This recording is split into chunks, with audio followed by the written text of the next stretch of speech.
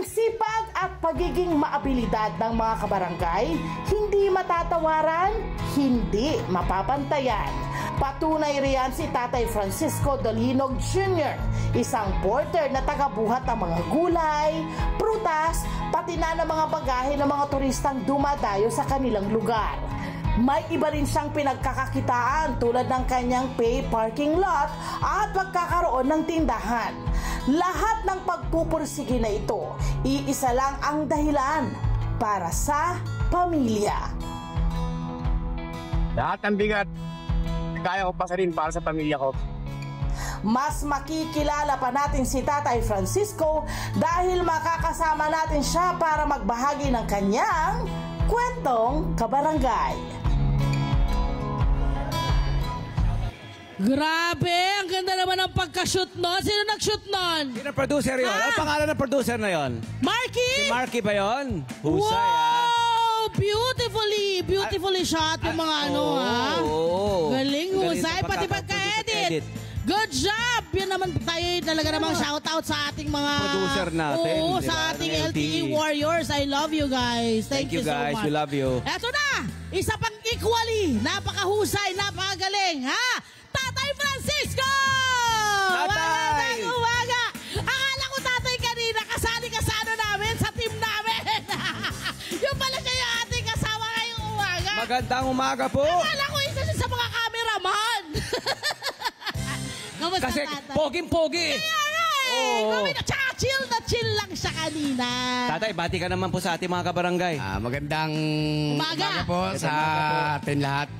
Nandito po. Unang-una ko nang itatanong, Tay, ano itong dala-dala mo ngayon sa amin? Ano ba ito? Ito po yung una namin gamit sa pagbubuhat. Pansapin po namin to sa likod para hindi kami masyadong masaktan. Dahil sa pagpuporte. Ito. Tatama nga naman dito sa likuran kung ano man yung mga dala-dalahan nyo. Tama. Ano ang nagiging parang, ano nito, gamit nito sa likod? At paano? Ito po yung depensa namin para tumagal yung pagbubuhat namin. Para yung likod namin hindi masyadong masaktan. Tsaka hindi ka rin magkaroon ng paltos. Opo. Yun. Para... So, ano yan? Sarili nyo lang na-ideya yan? Kayo na mismo nag-customize, gumawa po? Opo.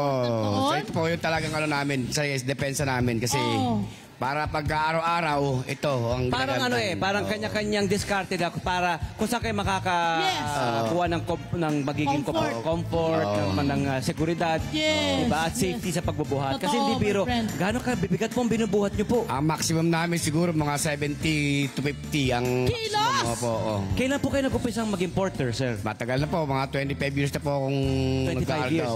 Ilan taon po kayo noon?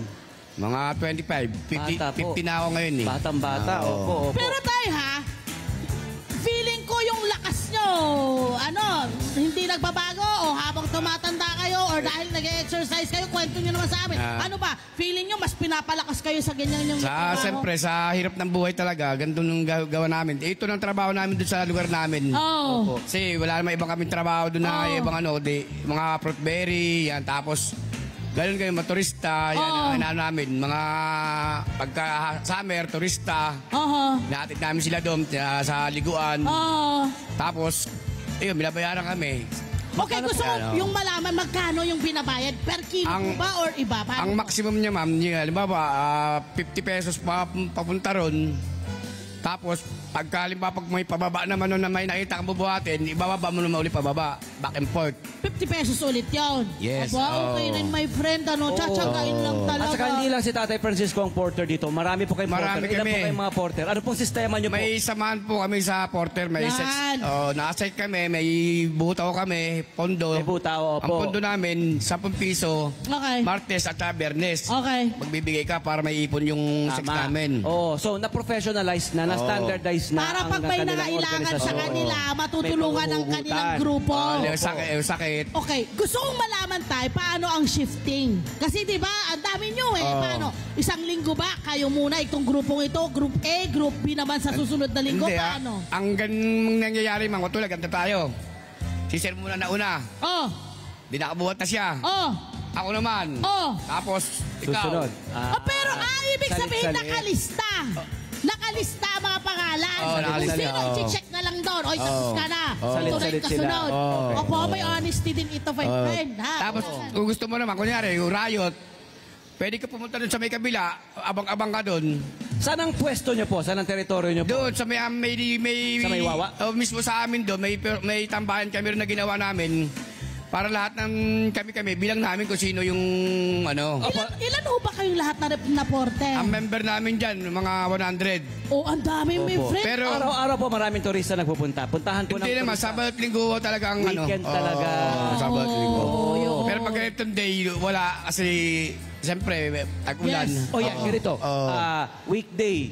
Tapos po, wala pa po mga masyadong turista. Ano po nga inyong... Yung trabaho. Ayun, yung ano nga, pag-akot nga sa dam. Nakakot kami sa dam. Doon kami nakaabang. Sa Wawa Dam, nakaabang. At ang alam ko, friend, nangingisda kayo doon sa Wawa Dam. Nangingisda rin kami pagka baha. Dali. Kulambo, nangungulambo kami ron. Ayun, ang cute ng Siyempre, nangulambo. Oh. kinakailangan namin yung ulam din. Ayun, may kulambo kami ngayon, mangungulambo kami doon.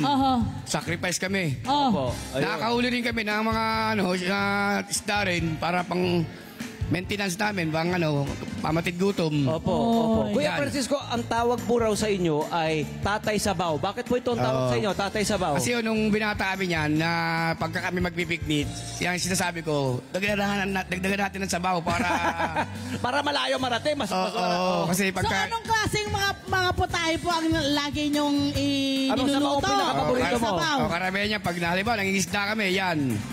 Sunod sa ilog, mangisda kami. May tala ka ng kami. Anong sabaw? Paano pagkakaluto? Puro karamihan yan, puro sinigang. Sinigang, kinamatisan, mga masarap ganon. Oo, Okay. masarap May naman mga may ricado na kami. Kamusta po ang inyong trabaho? Sa inyong trabaho po ba ay nakakapagpundar po kayo? Sa ngayon, inaalo daw kami ng Ulysses eh. Opo. Wala kami ngayon na pundar. Ngayon, bago na naman uli kami, 2020. Kasi love, ito, napuntahan ko na itong area nita. Talagang malaki ang damage na nakuha nila Correct, mula sa correct, bagyong correct. Ulysses. Tsaka Hanggang ngayon, di pa laging napapaayos yung nataas ang bahay. nataas yung tubig. Oo. Talaga namang nawawash out. Oo. Malapit po kasi kami sa tubig, dam. Yun. Dam ang namin. Opo. Kaya pagkalimbabang nagkaroon ng signal number 1, number 3, Paano kayo bumabawi? I mean, kasi palagi na lamang pagkakabaka kayo, kada may bagyo, kakabaka kayo. Bakit ho ganyan? Parang hindi kayo nawawala ng pag-asa.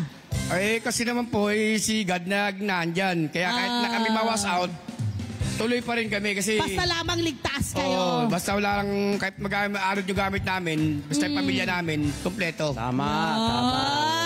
May balak ho ba kayong magdagdag ng negosyo bukod dito? Or ano po ba yung balakin ninyo? Kung papalarin pa rin kami, mapagtapos yung mga anak ko, baka doon lang kami makakabawi. Kasi sa ganitong lugar namin, medyo mahirap ang doon. Makapagtayo ng business. Oo. Ay. Ano ang pangarap niyo sa mga anak ko? Mensahe niyo po sa iyong Bukod pamilya. sa pagpatapos. And mensahe, tama. Sa amin naman, habang malakas ako, mapag-aaral ko yung mga anak ko sa ganitong hanap buhay, enjoy yourself lang. At kayo rin po, ha? Alagaan po inyong kalusugan, ha? Magpalakas po lagi, ha? Correct. Kasi, Eto. opo. Ang dami Mahirap pa nating... na, tay. Alam mo Opo. na. Siyempre, ngayon may regalo ho kami sa inyo. Hi! Sumama naman sa Love mga Kanet 25. This is Love and New Verbo. For more love, Tunipet, and Arafang updates, just click the subscribe button and follow us on our Net25 social media pages at Net25 TV and Net25 Entertainment Facebook. See ya. I love ya.